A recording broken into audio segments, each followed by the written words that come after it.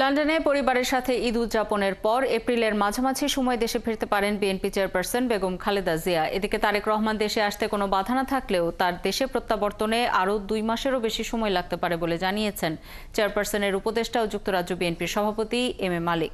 তারেক রহমানের সকল মামলা থেকে খালাস পাওয়ায় খুশি যুক্তরাজ্য বিএনপি নেতাকর্মীরা। বিস্তারিত আরিফ মাহফুজের রিপোর্টে।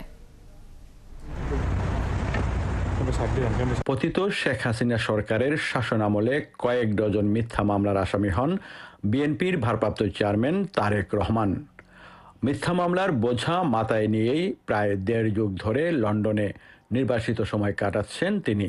তবে আদালতের রায়ে সকল মামলা থেকে খালাস পেয়েছেন বিএনপির ভারপ্রাপ্ত চেয়ারম্যান। তাই আনন্দ উল্লাসে সময় কাটাচ্ছেন যুক্তরাজ্য বিএনপির নেতাকর্মীরা। আমাদের যে অত্যন্ত আনন্দের দিন, দেশনায়ক তারেক রহমান সাহেবের সকল মিথ্যা মামলা আজকে খালাস হয়েছে। তার মামলা সবগুলা খারিজ হয়, আমরা অত্যন্ত আনন্দিত। শুকরিয়া আদায় করি আল্লাহর দরবারে যে উনি সব মামলা থেকে খালাস পেয়েছেন। তারেক রহমান সাহেব ন্যায় বিচার পেয়েছেন, আমরা অত্যন্ত খুশি।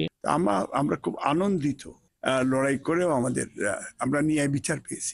এদিকে বিএনপির চেয়ারপারসন বেগম খালেদা জিয়া পরিবারের সাথে ঈদ করার পর এপ্রিল মাসের মাঝামাঝি সময়ে দেশে ফিরবেন বলে জানিয়েছেন যুক্তরাজ্য বিএনপির সভাপতি এম এ মালিক।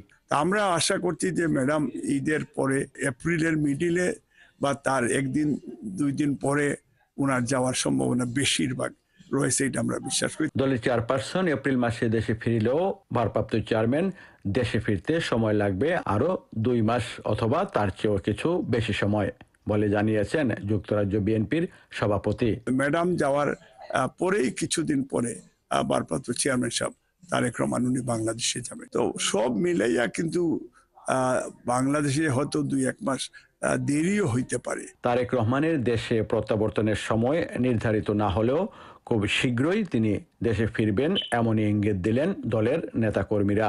তারেক রহমান সব মামলা থেকে খালাস পাওয়াতে দেশে ফেরাটা এখন অনেকটাই নিশ্চিত বলে মনে করছেন বিশ্লেষকরা।